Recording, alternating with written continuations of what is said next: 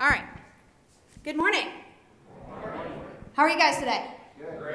Awesome. I thought you guys were going to suck at that, so I'm really glad. And I hope you don't mind. I promise I won't say too many things, but the military comes out of me.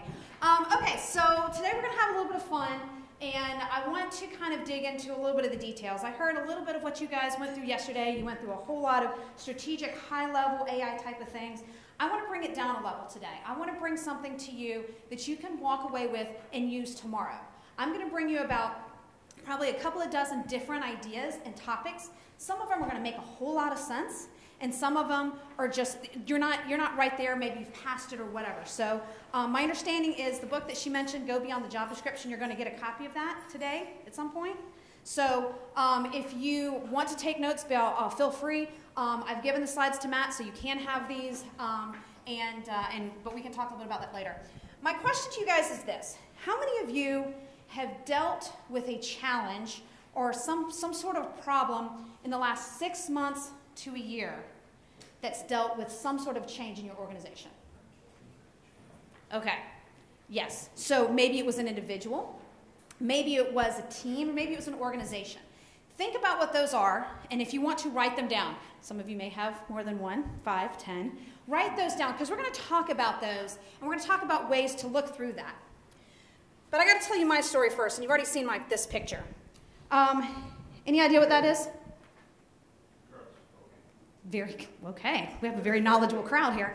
Okay, so this is my story. You didn't know you'd be talking about drugs and cocaine before 9 o'clock this morning. Please don't kick me out. So this is from my ship. These are folks that work for me, and that's 2,000 kilos of cocaine. I was on a guided missile destroyer, and I was the gunnery officer, and this is where I fought change. Now, the result of this is that we found these drugs, we blew up a drug ship, and we were able to give the guy and the drugs back, and this guy had been running drugs for 20 years. But that's another story, and I can tell you more about it in the Q&A. But the point of this story is we were a warship. We had just been commissioned, we were brand new, and we were ready to go fight wars. And all of a sudden, we get told, you're going to go do counter-drug ops off the coast of Central America. And I was mad. This was stupid. We're a warship. We need to go find some wars to get into. We need to go do something. And yet, here we are doing drug ops. And so, and I was a young ensign at the time, a young officer, and I just didn't understand it, and I fought it. And so as a result, and it took a while, I talked to my weapons officer, and I had to work through this, and other people did as well, but also I was a leader too, and I had to not act that way. So from the beginning, I've had to fight change, and so anything I'm telling you, especially things I'm telling you how to do right, I have broken it, I've been in the glass house, I've done it wrong. So I don't see this. Oh, there's the clicker. Let's see. Okay, so I'm going to make you guys get up and do a little bit of work first, though. When I say go, not yet, I want you to, do you know everybody here? I wouldn't think so. There's a lot of you guys. I want you to get up, introduce yourself to somebody you haven't met. One thing most people don't know about you. Now, let me explain this. When I was at Amazon, we hired a lot of people. In fact, in my building alone, we hired 1,000 people in 1 week. 1 week. And so I got a whole bunch of people. I wanted to get to know them. And I asked them this question, and then I realized I had to kind of go a step further. And I said, one thing that most people don't know about you that won't get me in trouble with HR. Because people would say stuff like, I have a drug problem. Current tense. We don't allow drugs. Or, I don't want to hang out with those kinds of people. It doesn't matter what those kinds of people are. With 3,000 people in the building, all those kinds of people exist. So please don't get me in trouble with the leaders of Book Manufacturing Institute, so I can come back maybe. One thing most people don't know about you, and then maybe, if you have time, a challenge at work brought by change. You can do this more than once. I will give you a 1-minute heads up on when to go and get ready to sit down. If you don't sit down, I will make you do push-ups. Agreed? All right, go ahead and take 5 minutes. Okay. All right, so we'll go ahead and get started. Here's the 4 areas we're going to talk about today is why people do and do not change. And again, I'm going to kind of break it down into some of the basics. None of this is going to be rocket science when you hear this. I teach organizational behavior at the grad student level, and the one thing that I tell them is we talk about the same things over and over, but it's just how you're kind of conceptualizing and putting those together. So I'm going to kind of give you some of the basics.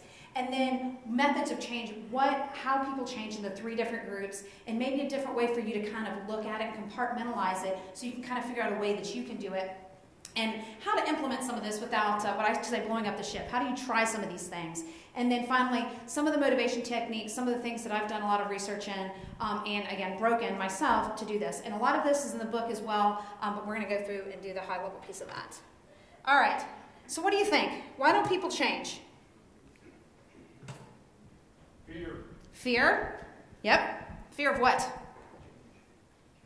Fear of change, right? We'll go with that. That was kind of obvious. I was leading the witness there. What else? Failure. Comfort. They don't know how to. They don't know how to. Yeah, you guys need to stop looking at my slides. Okay, so number 1, it's hard. Change is not easy. If change was easy, we'd be doing it all the time. It would be great fun, and everybody would like it, right? It's hard to get into that. And somebody mentioned this, right? Not having understanding. I don't know what's going to happen next. I worked for a company once that was sold, and then they had a whole bunch of steps of the transition and all these other things, and people stopped changing. People stopped doing anything, and this was the big piece of this. So as you're thinking about, remember that list of changes that you put down, think about why people are fighting. And I'm going to use the word fighting. Maybe that's too harsh of a word, but what is it that they're doing? Which one of these do they not have? Maybe they don't understand what's going on.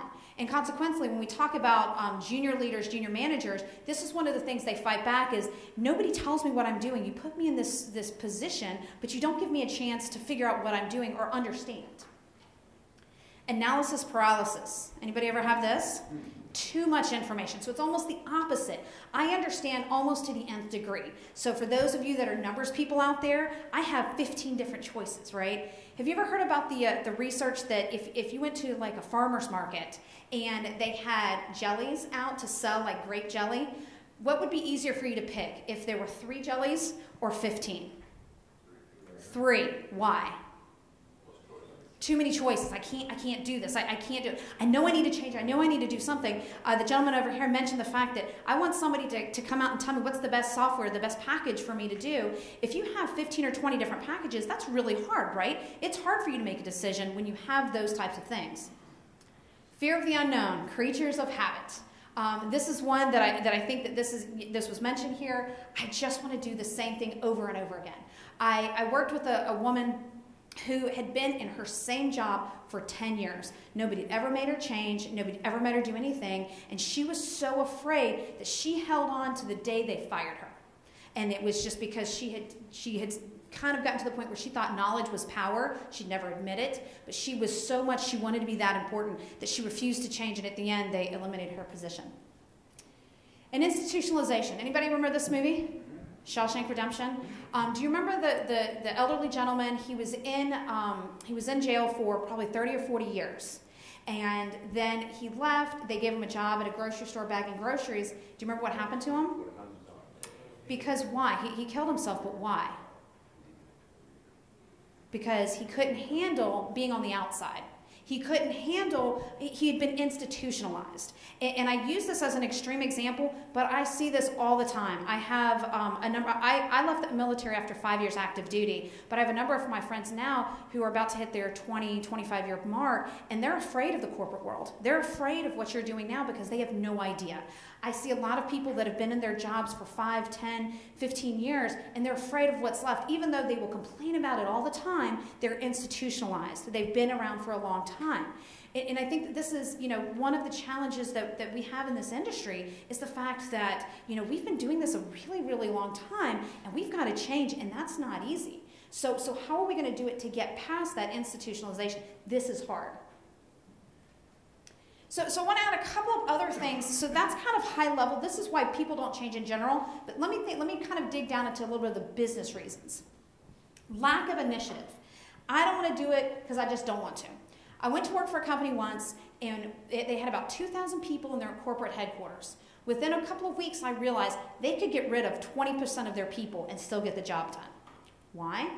because of lack of initiative. They had basically not held these people accountable, not asked them to do much, so people didn't take initiative. They just didn't work as hard, and they didn't have to. So think about that. Are you driving your people to take that initiative? Are they doing it? There's a good book, I don't know if anybody's ever heard of Patrick Lencioni, The 3 Signs of a Miserable Job. And he talks about accountability, immeasurability, and irrelevance. Are you holding your people accountable for something? Or is there something that you're measuring them by? And one of the things he talks about in the fable is, it was a drive-through pizza joint, measure the number of smiles that you're getting.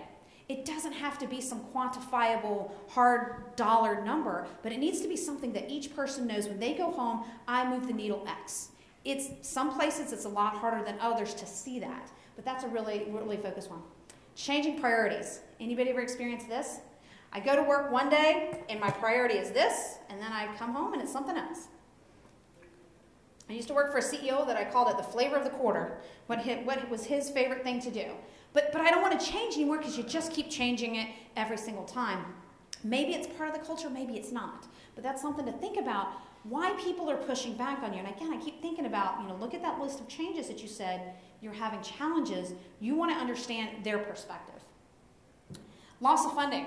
Okay, we had a plan, we said this, we're going to do this, I put all this time, and then you take my money away. So next time, I've kind of been burnt, right? I've lost that funding. I don't necessarily want to change, right? And then push back elsewhere. And this one's sneaky, I think, because you may be the boss, you may be the manager, or whatever, but they've got pushback in somewhere that you don't necessarily see. And you're looking at them and you're frustrated, but you don't necessarily know what it is. Now, it may be in corporate, it may be in the business, or it could be outside of it. It could be a personal thing where you're just not as important, and you may not know where that is. So it's hard. So it's the ability to take a step back and look at what they're doing and maybe try to gain that perspective will help with that. Does that make sense so far? Okay, so why do we change? What are some of the reasons? Think about some companies that have changed in the last 10 or 15 years. Why do we change?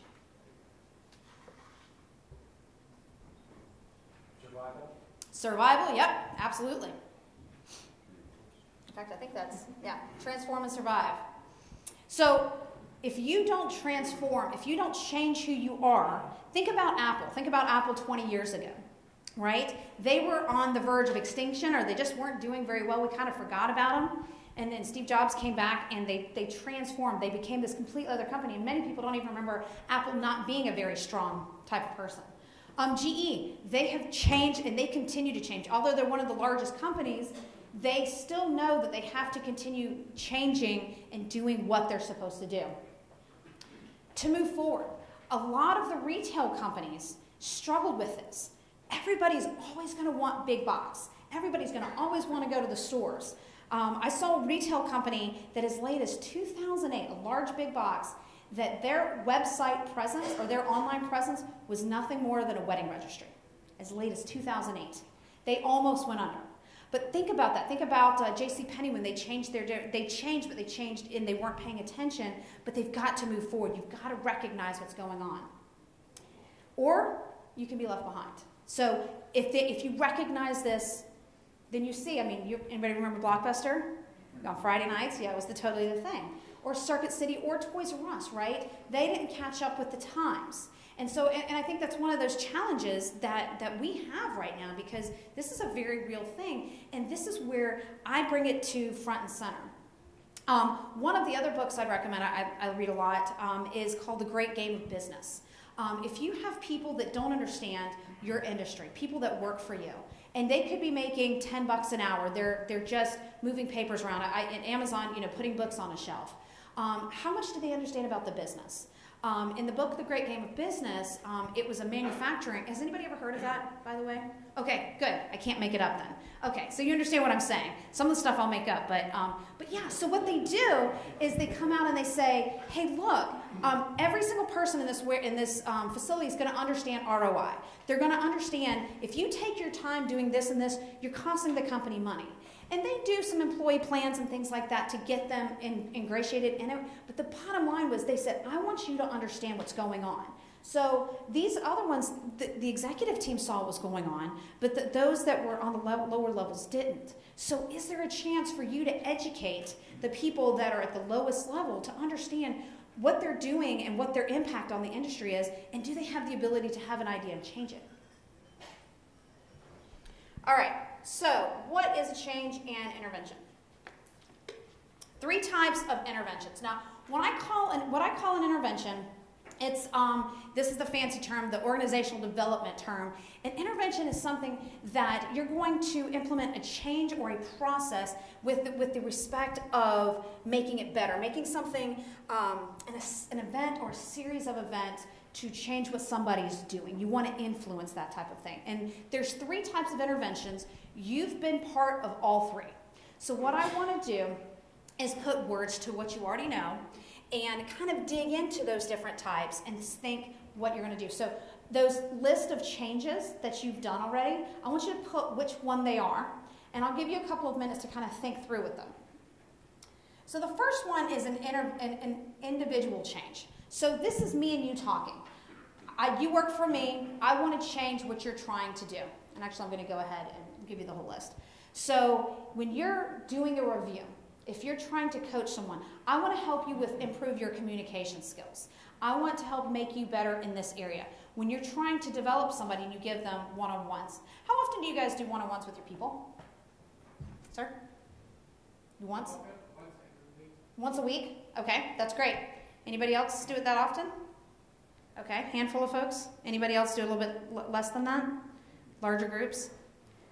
And it really depends. There's kind of a scale of how many people that you can, because I mean, at one point when I was at Amazon, I had a couple hundred people working for me, and there was just no way. But at least I was able to meet with them once a quarter. Why do you do one-on-ones with people? If you don't mind me picking on you, why do you do a one-on-one with them? We align together and know what's happening. Okay, to get on the same page. Who else? What else?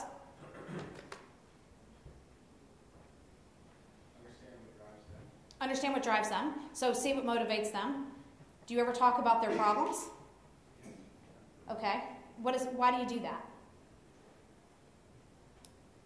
To help clear their roadblocks so they can be more successful. Absolutely. That's an intervention. She said to help remove those roadblocks to make them more successful. So there's something there. What are those areas that you're doing to remove those roadblocks? What are those events that are happening that is stopping them? Are they having conflict with others? Are they having a problem doing different things, getting the task done? So thinking through these and how are you going to change them? What are the ideas with this? And so kind of compartmentalizing that. And the question I kind of bring up to is, what individual challenges do you see from people on the team? Is it individuals? So if you have a team of 10 people, are there individual people having individual problems, or their team? And we're going to talk about team in just a second. The other one is goal setting. And I think goal setting is kind of a neat one because it changes somebody. So I asked the question, how many of your people have goals? How many of you have goals? Whether somebody, okay, I'm seeing some people saying, heck yeah. So yeah, that's good. But if somebody doesn't give them to you, and I've worked for companies that nobody gave them goals, your first bit of homework is get goals. Make sure that you have goals. Make sure your team has goals. And again, it doesn't have to be what your boss's boss says, but you need to put something in front of them. You need to send them direction. Because one, it helps them with that initiative part. It helps them with motivation, and it helps kick them in the butt a little bit. They need that. People actually do better with giving them the direction, because otherwise they come in, what are they doing? People actually want to have what I call an SWE, a story-worthy experience. What are they working for? So giving them some sort of goal, and it can be short-term and long-term, but those are kinds of the things. Leadership development training. Leadership 9box is one of the programs that I use to help with specific skill sets, time management, conflict, innovation, and different things, and you can target specific things. It doesn't have to be one-on-one, but you're targeting a specific area to improve upon. Any thoughts or questions on individual before I go on? I'll have a Q&A at the end too, but I want you to kind of think through your issues, some of the problems, and I say issues, everybody's got them, but some of the challenges that you're seeing. Okay, so team. So some of the ways that you can do team interventions is just team building. Now, how many people have ever done a trust fall? Okay, you don't have to answer that. But you remember that used to be a big thing, but the whole idea of that was getting together and working as a team. one of the things of you being here in this group is a bit of team building, right? It's you guys getting together and kind of looking at commonalities and kind of moving forward with that. What are you doing to work together? Another good Patrick Lencioni book is The 5 Dysfunctions of a Team. So if you're really looking at some different ways to do it, again, it's a quick fable. You could probably find it in your library, and it has some good ideas on that. Tuckman. Has anybody ever heard of Tuckman's team stages? Good, then I can make this up. No. It's on the internet. You'll be Googling it in 5 seconds. So forming, storming, performing, or norming, performing. So this is 4 stages of how do you get a team to work together. So I'll kind of go through them quickly. If you want to dig into it more, it's in the book, and there's plenty of information on Google. When the group forms, we get together. We're really excited about that. And we say, we're going to do this project, we're going to do these types of things, or maybe a brand new leader comes in, and yes, we're going to rah-rah and do these things. And then what happens? All hell breaks loose, right? All these things happen. Some, the money comes in and this and that, and all these things happen, and we're mad at each other. Something's not working. Somebody leaves, and all these other things. And that's the storming phase because we're not aligned. So what is recommended is in the forming stage, you set up those guidelines. If you're the leader of a team, one of the things that you can do right now is set up the guidelines. Here's the structure. I know when I'm the leader of a team, one of my big things that I set very early is I'm a stickler for time. I'm a stickler for time. If it starts at 9 o'clock, you need to be there at 9 o'clock. In fact, to be on time is to be late, so be here 2 minutes early.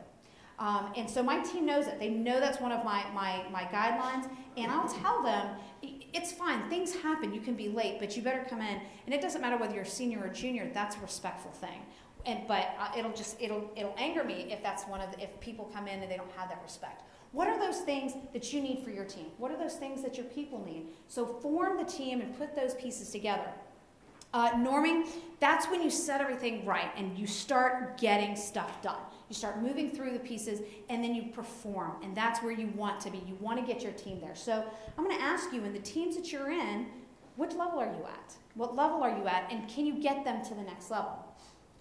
And then the final one is small, and I say culture changes. Culture is kind of a word. It could be a process.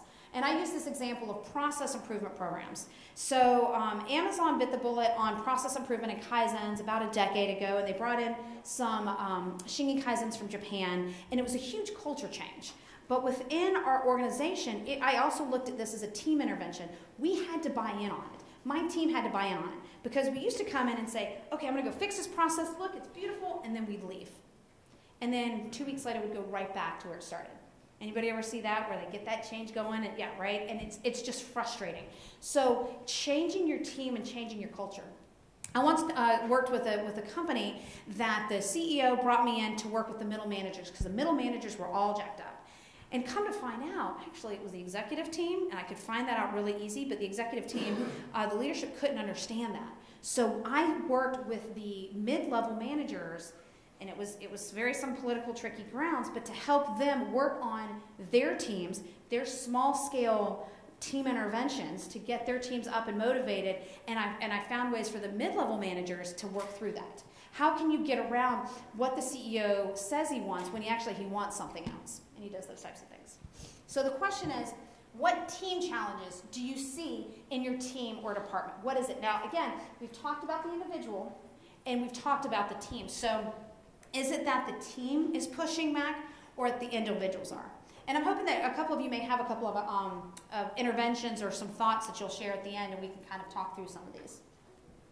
All right, so now we're at the organization level. And this is what you're going to see when the senior leadership comes in and says, we're going to do something big. Now, hopefully they've thought through this, and they've thought through change management. There are people that their entire jobs, and I heard a couple people said they're in HR, so they can probably talk a little bit more into this than I can. But how do we manage the change here?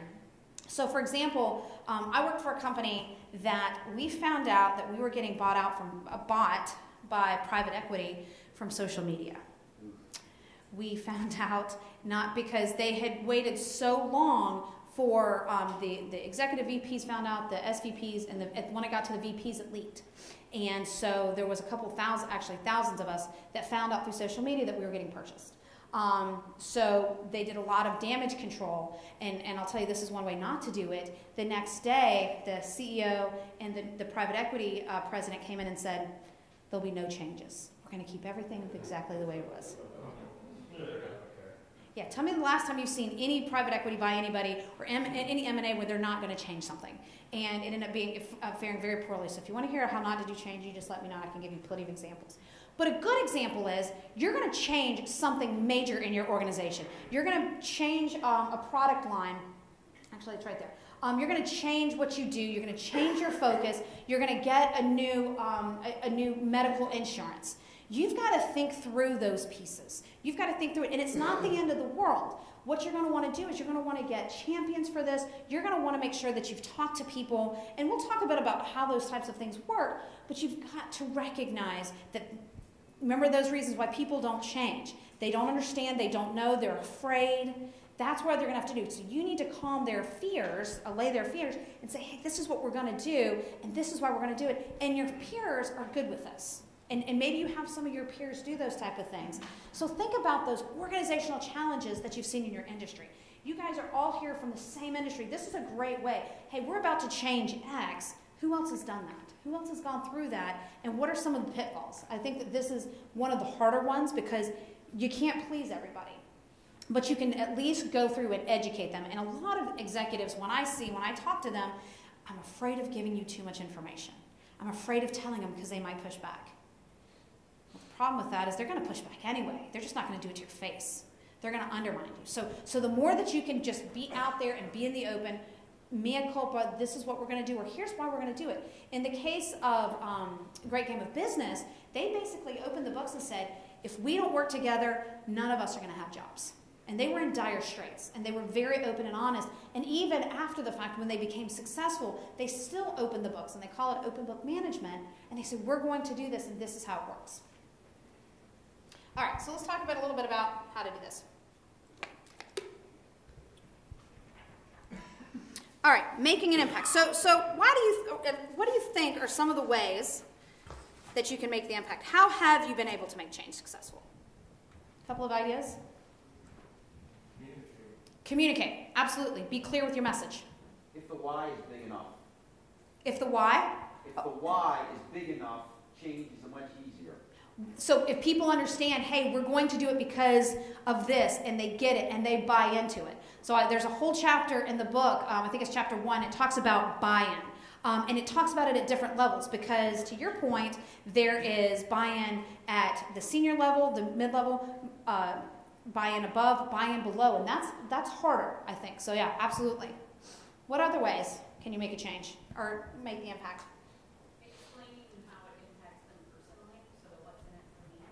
Absolutely. Put it in perspective, and I'm going to jump ahead. So I think about, let me see if I can do this.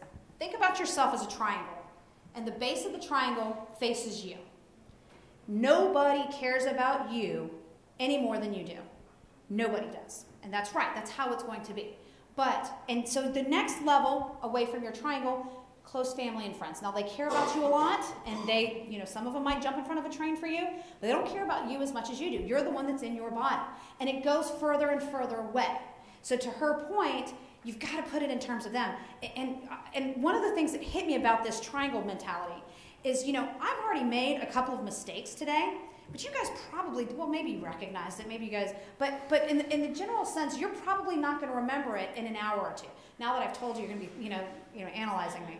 But the idea is, I'm thinking about what I did, because my triangle's right here. I'm thinking about what I did. I'm thinking about it. But you guys probably don't care. You probably didn't notice, and it probably gets through. The same thing happens for you when you get in front of your team. You're going to mess it up. You're going to do these things. You're going to say these things. They don't really care about you. They care about what's in it for me.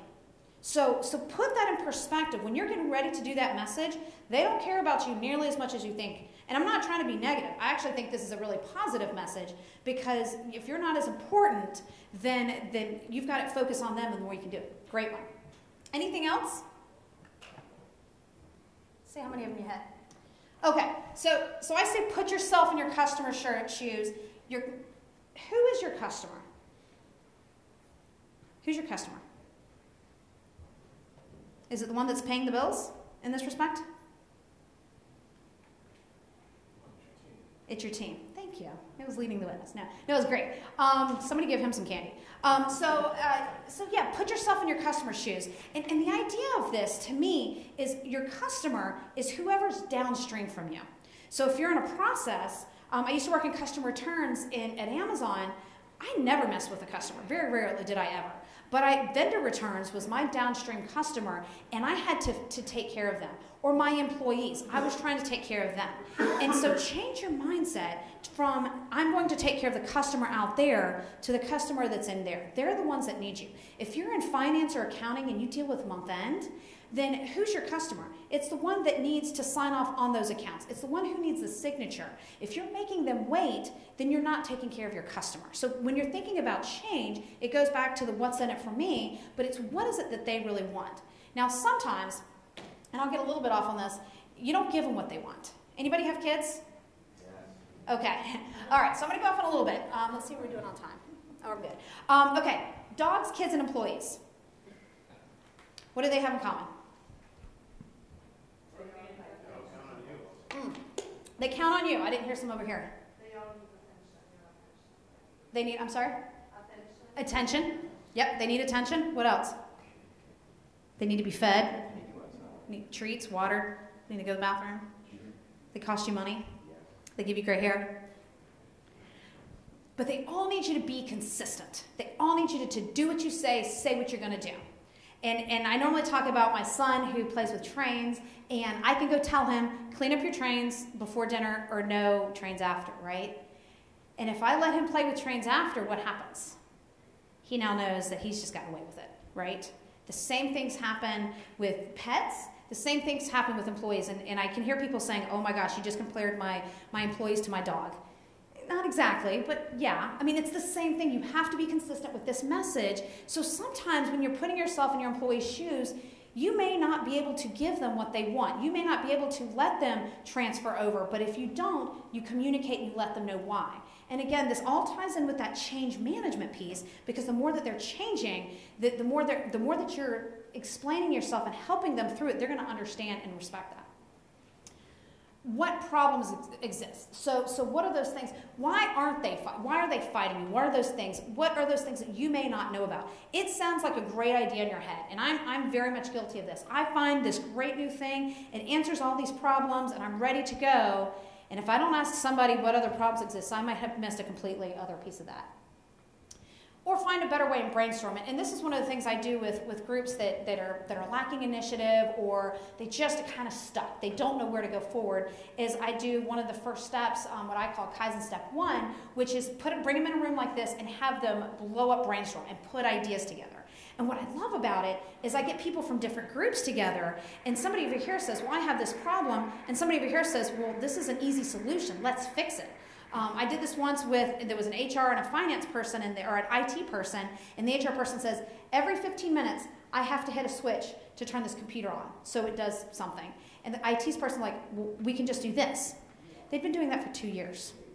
For 2 years they'd been doing this, and it was an easy switch. And so the HR person was so excited because now they didn't have to do this anymore. So is there a way that you can give them a little bit of what they want and kind of have a win-win, so when you want to get them to do something, they're going to remember that. And then find the right employees. And when she introduced me, she kind of mentioned that, getting the right people on the bus, and I absolutely agree. So Jim Collins, Good to Great, he mentions that, right? I don't care where the bus is going, just get the right people on the bus. And this is one of the hardest things, because if I was to ask each of you, there's probably a few folks on your team or in your organization that you would love to promote them to customer. You would love to them not to be part of your organization. But this is where you have to reward those folks that are persistent, curious, and took initiative. You want to reward them. You want to get them there, because they're going to be the ones that are going to be your champions and help you push back and go forward. I don't want yes man or yes. I want people that will go forward and do that kind of stuff. Okay, so what happens when that doesn't work? I got 2 pages of these. So these are some of the questions that you can ask to try to uncover what you can do here. What's the source of the problem? Why are people pushing back on that? In the case of my company, when we were purchased, people pushed back because they didn't know anything. They had no idea. If I had been in charge of the OD group at the time, I would have said, we've already made one mistake with the social media. Clear the way. Tell them everything. Tell them what we expect. Because the C-suite was, almost the entire C-suite was gone within 3 to 6 months. 20% of the company was gone within 2 years. Tell them that there's going to be changes. And the thing is that people are going to quit and run away, and give them some positive. Don't just say, hey, we're cutting people, because it ended up being a volunteer thing and what have you, but give them the information and then let them decide. If they're afraid, then maybe we don't want them in this organization anyway. Who's the source of the problem? And it's not saying, okay, you're bad, you're terrible, go away. But is this somebody that's very vocal? Somebody that really you'd love to be a champion, and maybe if you can figure out who that source is, you can turn them around. Does the goal need to be modified due to changes? This one's hard. I am the leader. I said we're going to do this. Somebody introduced some new information. It might make me look bad or wrong. I don't know if I want to do that anymore. Do I want to introduce that? Yes. Strong leaders have the ability to say, I made a mistake, I moved on, and I'm going to go forward. And be okay with that. Because your people are actually going to respect you if you do that more. Now, if you do this like every other week, then they may not. But if you come and say, hey, I'm making this huge change, it's costing us tens of thousands of dollars, but I commit we can tweak it, then they're going to respect you and trust you a little bit more. Has something happened since the action plan was set that redefines what's important and the results? Okay, so again, taking a step back and looking at the overall picture, is there something else that we should do? Who do I have that will support me with this change? Think about this. Those of you that have kids, you can tell your kids until you're blue in the face, don't jump off the bridge. But until one of their friends tell them, don't jump off the bridge, then they're not going to do it. And that's probably a bad example. But you get my point, right? Until their friends tell them to do it, or until their friends tell them it's cool, best intentions, right? So can you find a champion? Can you find somebody that can say, yes, I believe in it, I drank the Kool-Aid, I am ready to go. And so that is where you want to do. And maybe you create a team of people. I worked for a company once that they wanted to create an innovation culture. And they literally asked for every single department to pick one innovation champion to be that person. And now they got to have some kind of interesting things. They got to go to this meeting once a month that had pizza, and they did training, and then all of these different things. And then they had to go back and go and tell their people, these are the changes we're going to make. This is what I want you to do. And if a department didn't pick somebody, then they didn't get a champion, and they kind of fell behind. So there was a bit of peer pressure there. But that was a huge piece on how they got it productive. All right, let's see. Okay, got about 20 minutes left on this, so we'll be able to go through this. So the final piece of this, I'm going to kind of jump away from innovation, or from change for a little bit, and get into kind of my favorite part, which is motivation. I led people for over 10 years, and then I went back and got my PhD and said, I want to learn about why people are motivated, why people do what they do at work. I worked at Amazon, and I saw some crazy things there. I mean, I worked there before it was cool. It just was fascinating. So what I'm going to share with you is a combination of my research. I interviewed a number of managers and some of my own experiences. So I call it the checklist, the 3 things that I'm going to talk about. Anchors of motivation, billing, talent engagement, and communication, feedback, and training. Anybody ever heard of career anchors before? Awesome, I can totally make this up. Okay, so there's 8 of them. Edgar Schein put them together. You can look up, if you look up career orientation inventory, or send me an email later, there's a free assessment online, and you can figure out what they are. I'm going to go through them really quick, but a career anchor is something that if right now, today, I offered you 10% more in cash, or I offered you more responsibility, and you lost the thing that motivated you. Let's tell everything, you don't need the money for a sick aunt or something like that. You would say no, because you would lose the motivation. So for example, my 2 primary motivators right now are service, dedication to a cause, and lifestyle. I am very motivated by being part of something bigger than myself. I love being here and talking to you. To hear that you got something out of this, even if it was 2 or 3 things, is huge for you. It's a great feedback. When I worked in finance, I did a job where I did budgeting, and all I did was tell people no. And I hated it. All I did was say, nope, you can't have it, nope, you can't have it. I was offered a job in operations where I got to support the stores. And even though it wasn't as visible, and I wasn't as high profile, I took it and I loved it so much more. It was a lateral position because I was able to do more what motivates me. So I'll go through a couple of them and just think about what two are yours. And if you want to know for exact, you can take the free assessment online and do that. So a technical functional is somebody who works with their hands or gets into things. So my sister's a nurse anesthetist, a pilot, somebody that does something that is technical in nature, somebody that works in IT that does programming. So I don't want to be, my sister, she works in a hospital, she doesn't want to be a manager, she doesn't want to do anything, she just wants to put people to sleep. Of course I joke she's been putting me to sleep for many years, but yeah. But anyway, so that's technical functional, right? General managerial is something that, hey, I want to look at the big picture, I want to take a look at the overall strategic. I used to be general managerial when I was younger, when I was in the military, and although I love leadership, the general managerial is not as interesting to me. It doesn't mean, though, that you're not a good leader, you don't want to manage if you're not there. It just means it's a different priority. Autonomy, independence, I don't care what you do, just let me do it on my own. Push me out there, send me along, do my thing. Now I want you to think about your people. In fact, if you want to take a list and write the names of your people on there, what are their motivators? And you can even give them this assessment. And again, if my motivation is service, dedication to a cause, and yours is technical functional, then I need to make sure that you're getting more technical functional. Security, stability. Now, of the three generations, millennials, Gen X, and boomers, which category, which group of them fit in the most? Who has the most in this category? Trick question, it was both of them. Boomers and millennials, which was surprising to me. But the boomers are kind of expected, right? They're reaching those retirement ages. But the millennials, because of what they went through, they went back and said, when they saw the recession, they saw all these other things, they said, oh my gosh, what's about to happen to me? And so I interviewed a number of millennials that said, I just want stability. When I worked at that company, when we got bought out, this went through the floor for many of them. So I think about your job, your industry, your company. Do your people feel stable? If they don't, then maybe you should tell them, and this is somebody that's motivated by this a little bit more so, they just need to know, hey, you're going to be here, you're good. And if they're not, you need to clarify that with them because they need to understand where they are. Entrepreneurial creativity. I want to create things. It doesn't mean you want to be an entrepreneur, but it means you want to be creative. And I'll give you an example. I interviewed a gentleman who is an IT finance manager, okay? So not very creative. But he popped very high on this for entrepreneurial creativity. And after we talked a little bit about it, he went back to his boss and said, I want to do a small project. So he did a small IT project on his own, created it, loved it. He quit his job 3 months later. He quit his job, and so I kind of felt bad, but he actually went to a small startup and did IT finance for them and loved it.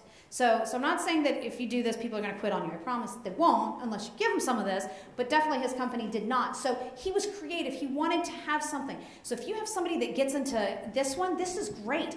Give them a task that they can create something of their own. Service, dedication to a cause, like I said, this one's mine. You typically find this with service industries, teachers, consultants, nurses, things like that, medical field, that I want to do something. Now, if you find people in this category, you want to give them feedback. They need feedback. So if you have kids in school, go tell your teachers today, go tell them thank you. There's your homework. Go tell your teachers thank you because they don't get it enough. Not as much as they think. Again, think about that triangle, right? You don't appreciate them as much as they think they should. And I say that kind of in a different way, but that feedback goes so far. It goes so much for them to say, yeah, you know what, I really appreciate what you did. And motivation-wise, that group will go a lot further. Pure challenge, I just want to do it because it's there. That mountain's there, I'm going to climb it, it's whatever. If you have people in this category, you just go and you throw a bunch of stuff in front of them and say, I'll see you later. They need to be challenged. I don't know how I'm going to do it. I just want to do it. Love these people working for me because I'm just going to throw some in there and they're just going to go jump things. And finally, lifestyle. Lifestyle is not, I want to kick back. Lifestyle is mine, but I have 2 small kids. And I worked very hard for a very long time, but now I want to spend time with my kids. And so I'm not going to work shift work. I'm not going to do all these things. I want flexibility in my schedule, and I'll do whatever it takes. I'll work weekends. I'll work when my kids are in bed. But I want to know that if I want to leave at 4 o'clock on a Tuesday, which I'm going to do today, to take my daughter to ballet, I'm going to do that. And I will get the job done. But that's very, very important to me. So if you have people like that, you can motivate them and get them to do so much more by giving that to them. And that's a lot of what the book is about. All right, so I'm going to give you a quick quiz to see if you guys are paying attention. What do you think her motivation anchors are? This is Kim Kardashian.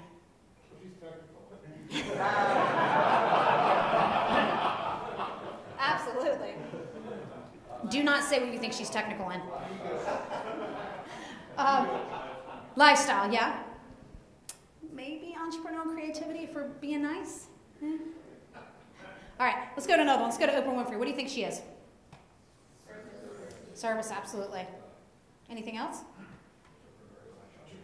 I'd go definitely entrepreneurial, yeah. Michael Jordan. Now I'm going to break them up. Michael Jordan in the 90s. Pure challenge. What else? I'd go technical functional, absolutely. Michael Jordan now. He lives here. He owns part of the basketball team, so he's kind of near and dear to us. What do you think he is now? Maybe lifestyle, yeah. General managerial, yeah, absolutely. So, and I would actually add service, dedication to the cause. He does a lot. I know most of you are from out of town, so he does a lot for the service or for the area around here. So again, I want you to think through this. I normally spend a little bit more time on it, but do the assessment. This is a great way for you to get a little bit of information really quickly about people. Where did you say that assessment was? If you Google career orientation inventory, or if you send me an email, I'll send it to you. It's not mine, it's somebody else's. There is a book you're supposed to buy, but you can just, some universities put it on their website. So either way. Career Anchors. Oh yeah, you guys are, I keep forgetting books. Yeah, so Edgar Schein, Career Anchors. If you look up Career Anchors, he's got several books, different things like that, but the assessment's about 2 pages, and you can look that up. Or I can email it to you, either one is fine. Okay, so talent engagement. So I'm going to go through this a little bit. Anybody ever heard of talent engagement? Again, I love making stuff up. Okay, so if I were to ask you to tell me 3 things that were on your job description, how many of you can do it? Okay, good. So you're not supposed to, right? You have a job description. You've got to work. It's required. It needs to be there. But how many of you actually know a lot more than what your job says? Right? You know an awful lot more. This is if this is the knowledge from your job description, that's what it requires you to do. This is what you can do. Your talents and your strengths. It's what your degree is. It's what you've done for previous jobs. It's what you enjoy doing. If I were to ask you, what do you miss about previous jobs? And could you bring that into your job now? Could you do things from other ones? I worked in HR for a while, and I miss doing Excel sheets. I know that sounds crazy, but I miss doing the analysis, right? And so I asked if I could bring it back. Or, for example, when I took a StrengthsFinder assessment, which I think is a really great assessment, and I found out my #1 strength is learner, I went to my boss and I said, hey, can I teach something? And he said, yes, absolutely. And he let me teach leadership to my group of 30 people, and I loved it. I went beyond the job description, and I said, hey, I'm going to do something that has nothing to do with it, but I loved that piece of it. So I'm going to challenge you. Think about this. If this is your talents and strengths, and you know what they are, share them with your boss, then you can maximize this idea of talent engagement. What is it that you can go beyond and do? And you'll do other things. When I taught those classes, I created the course, I did all the work, I did this outside of it, and I didn't get paid a dime more. So building on this idea of motivation, right? If you can get people to go beyond and do a little bit more of what they want to do, maybe they want to learn about the company. Maybe they want to do something in a different department. Work this out with them. This goes back to change and everything like that. Giving them what they want, and you can increase their talent engagement. And there's a lot more into the book about it. I want to be respectful of your time, but we can come back to this. All right, so this is kind of the last piece of this. Over and over, when I interviewed managers, especially frontline managers and new managers, I said, what's important to you? What do you wish the senior managers knew? These were the 3 things that they kept asking for. Communication, and you guys have mentioned this a whole bunch of times.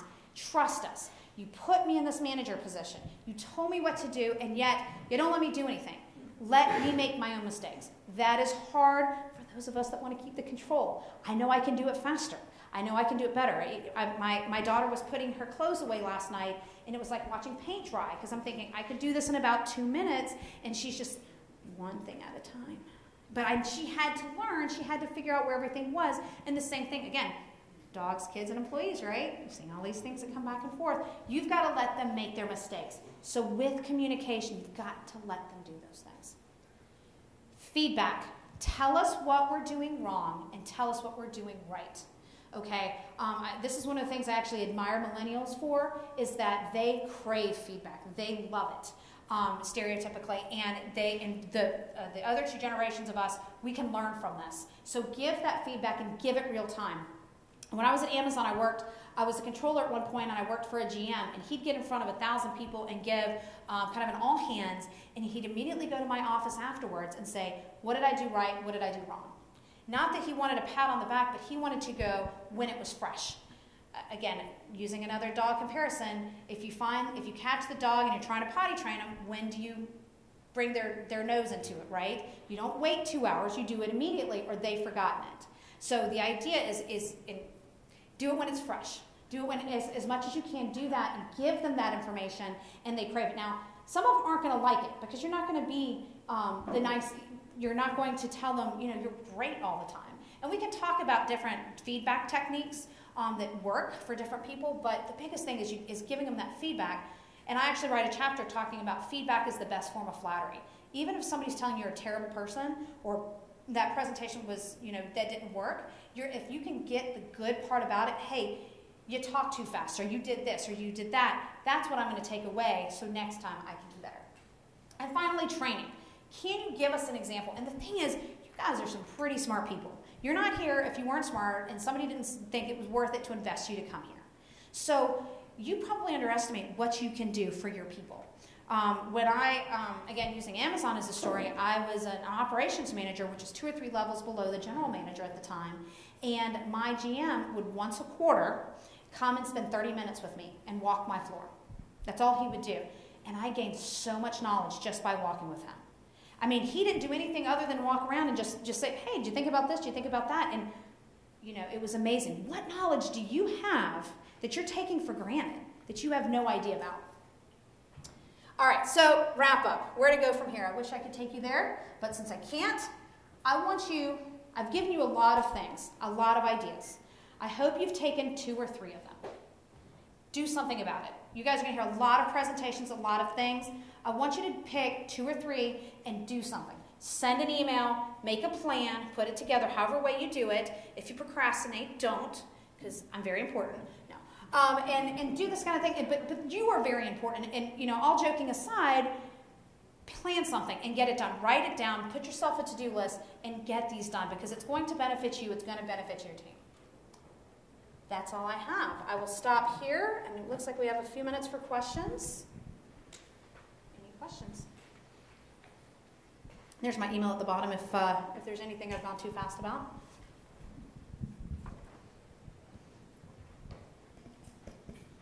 Come on, people. Questions? How many companies have you worked for?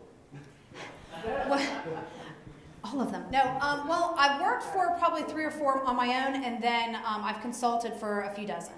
So some of that I probably blended those stories, because I will make the companies innocent or hide the names.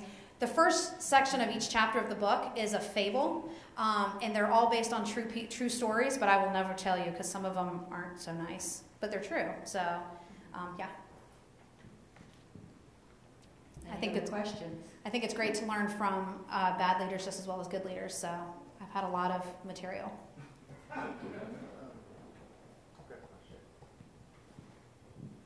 Last spring we had a session on millennials.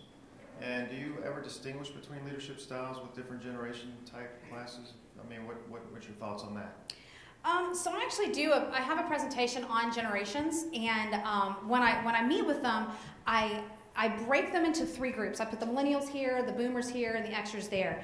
And we talk about, okay, what's your favorite music, what's your favorite TV shows and all these things from when you were 18 to 24?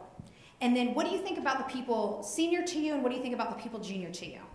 And what's funny is it doesn't matter what the title is, it's about their age. So in 10 years, the millennials are going to say the same thing about Gen Z, or wait, what are they called? Gen Z, thank you. And they're going to say the same thing. So it's more age-related than it is what they are. Now, granted, the technology and what have you, there's a little bit different. But I've definitely seen the stereotypes, but I've also seen the people that break it down. It's more of the motivation, and if you can, I very much am a believer of the career anchors, or if anything, it's individual on the team. So if I'm looking at 10 people, I'm not going to look at them yeah, that wrong. But I'm going to look at them more as where they are. Now, a 25-year-old, I'm going to manage different than a 65-year-old. And I've done both at the same time, and it's different motivation. But it has nothing to do with generation. So I really believe it's where they are, because a 25-year-old is going to want to get out and move. And yes, I've had them saying, I'm going to threaten to quit because it's been 2 years and you haven't promoted me.